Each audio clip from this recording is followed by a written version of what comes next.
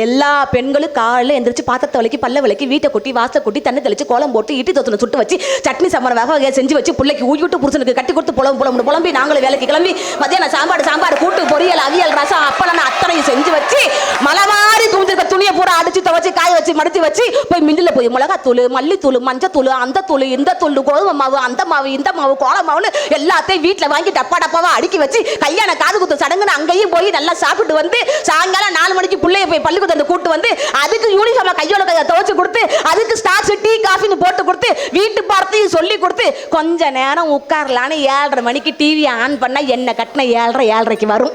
மாமா உனக்கு இட்லியா தோசையா சட்னியா சாம்பாரா பழைய குருமாவா உனக்கு என்ன வேணும் கேட்டு வகை வகையா செஞ்சு வச்சு தூங்கலான்னு போய் கதவை சாத்தினா என் வீட்டு நாய் லொல்லுன்னு குலைக்கும்.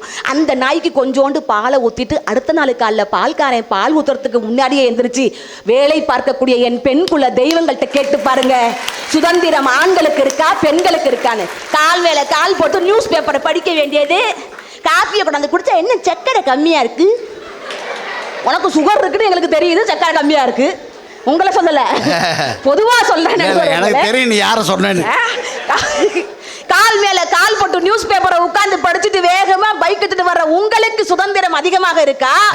வீட்டு சுமைகளையும் தாங்கி கொண்டு வேலையில் அலுவலகத்தில் இருக்கக்கூடிய சுமைகளையும் தாங்கி கொண்டு 2 துருவத்தையுமே ஒன்றாக இணைத்து வேலை பார்க்கக்கூடிய எங்க பெண்களுக்கு சுதந்திரம் அதிகமா இருக்கான்னு யோசிச்சு பாருங்க சார்.